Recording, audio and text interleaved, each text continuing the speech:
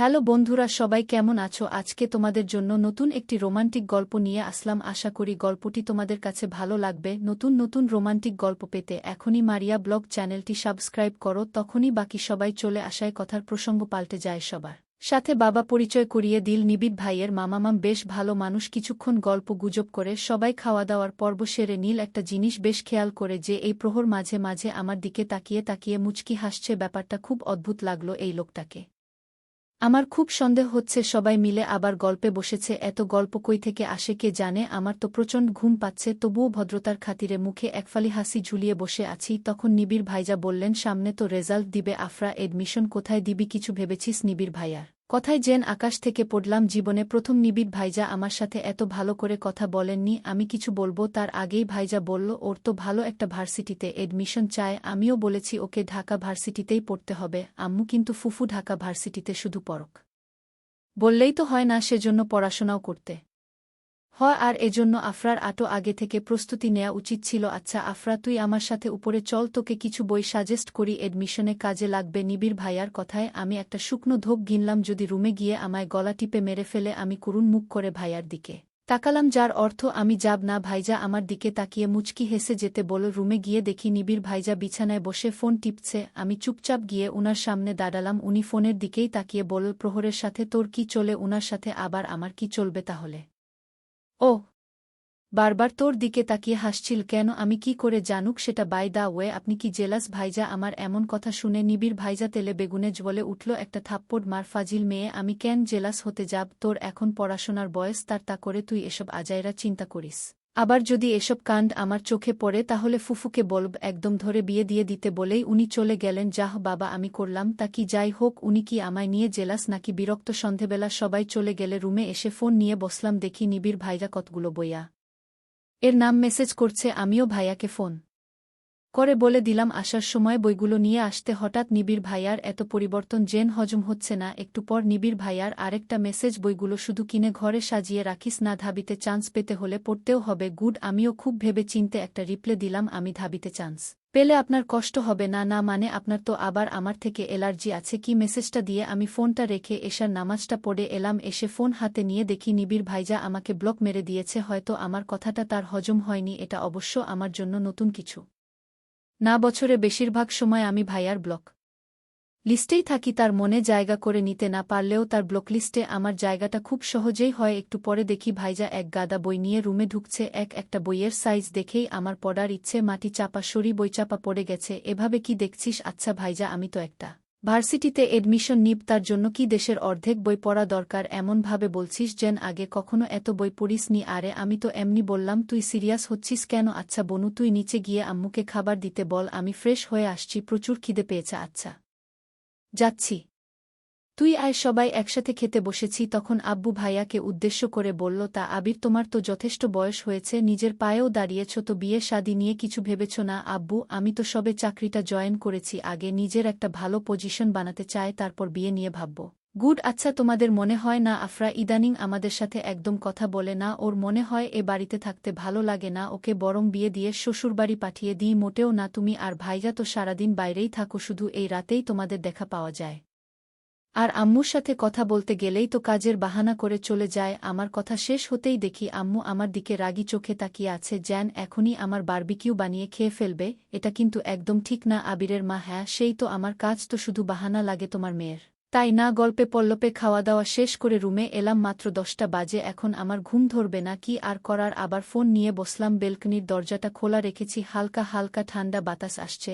আরশিদের বাড়ির শিউলি গাছের ফুলের গন্ধ রুম পর্যন্ত এসে গেছে। সব মিলিয়ে বেশ সুন্দর একটা পরিবেশ। খানিকক্ষণ ফেসবুক স্ক্রোলিং করার পর দেখি নিবিড় ভাইয়া মেসেজ পাঠিয়েছে। উনি এবার এত দ্রুত আমায় আনব্লক করলেন? মেসেজটা ওপেন করলাম। এত রাতে অনলাইনে কি আফরাগু? উনি আমাকে এরকম একটা মেসেজ দিয়েছেন মাত্র 10:30 বাজে। তবুও ঠিক, আগে তো পড়াশোনার ফাঁকে বেশি সময় পেতাম না অনলাইনে থাকার। তারপর অবশ্য সারাদিন রাত নিবিড় ভাইয়ার চিন্তায় কেটে যেত। অবশ্য নিবিড় ভাইয়াকে নিয়ে অত চিন্তা আমি করি না, তার চিন্তা যে আমার মাথায় আসে না তা নয়, তবুও চেষ্টা করি এড়িয়ে চলার। আমি নিবিড় ভাইয়ার মেসেজের রিপ্লাই না দিয়েই ঘুমিয়ে পড়লাম। আজ সকাল সকাল ঘুম থেকে উঠেছি মানে আম্মু ডেকে তুলেছে আজ নাকি আমরা নানার বাড়ি যাব হঠাৎ করেই নাকি নানির শরীরটা খারাপ হয়ে পড়েছে সকাল সকাল ফ্রেশ হয়ে আমি একটা লং টপস আর জিন্স প্যান্ট পরে নিলাম এগুলা পরেছি তুই জানিস না ওখানে কেউ এগুলো পছন্দ করে না উফ আম্মু এখন আমি আর চেঞ্জ করতে পারবো না যাও তো আমার নানা বাড়ি গ্রামে সেখানে শহরে ছোঁয়া লাগলেও তা খুব কাম আমরা মামারা সবাই শহরে থাকা সত্ত্বেও নানা নানিকে কেউ শহরে আনতে পারেনি তাদের কাছে তাদের গ্রামই ভালো অবশ্য ওখানে আমার এক খালাম্নিও থাকে নানার বাড়ি আমরা খুব কমই যাই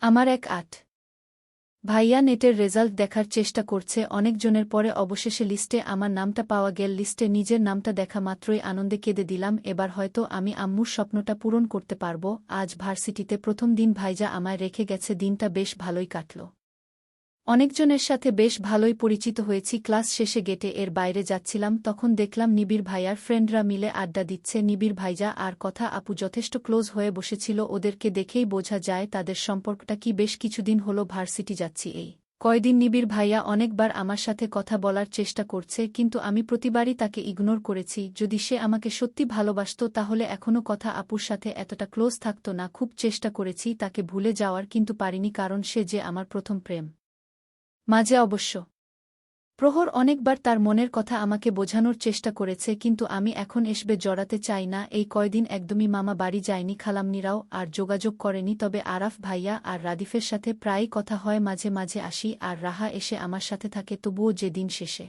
বাবা মায়ের শূন্যতাটা বেশ উপলব্ধি করতে পারি আজ যদি তারা থাকত তাহলে হয়তো আমার জীবনটাই অন্যরকম হতো আজ আমাদের ভার্সিটিতে নবীনবরণ অনুষ্ঠান নিবিড় ভাইজা তো এবার অনার্স ফাইনাল ইয়ারে তাই অন্য সবার মতো তার উপরও অনেক কাজের দায়িত্ব পড়েছে আমি আর রাহা দুজনেই এই ভার্সিটিতে চান্স পেয়েছি আজ রাহার কথায় একটা নীল শাড়ি পরেছি অবশ্য দুজনেই একরকম শাড়ি পরেছি স্টেজের সামনে বসায় নিবিড় ভাইয়ার চোখে খুব সহজেই পড়েছি ভাইজা বেশ কয়েকবার আমার দিকে তাকিয়েছে সেটা আমি দেখেছি তবুও এমন একটা ভান ধরে আছি যেন আমি ভাইয়াকে চিনি না ভার্সিটিতে নিবিড় ভাইজা সবার ক্রাশ বয় সবাই তার পিছনে লেগে থাকে আর নিবিড় ভাইয়াকে আমার এভাবে ইগনোর করাটা আমার নতুন বন্ধুদের ঠিক হজম হচ্ছে না আচ্ছা নিবিড় ভাইয়ার জন্য যেখানে সবাই পাগল সেখানে তুই উনাকে এভাবে ইগনোর করিস কেন দিয়া হ্যাঁ তাই তো এমন করিস কেন আফরা মাহি আরে তোরা জানিস না আমার সবসময় জিনিস পছন্দ আর নিবিড় ভাইয়াকে তো সবাই পছন্দ করে আমি না হয় অন্য কাউকে পছন্দ করলাম আমার এমন উত্তরে যেন ওরা একটুও খুশি হয়নি দিয়া আবারও বল জানিস নিবিড় ভাইজা আর কথা আপু নাকি একে অপরকে ভালোবাসে তারা নাকি সামনে মাসেই বিয়ে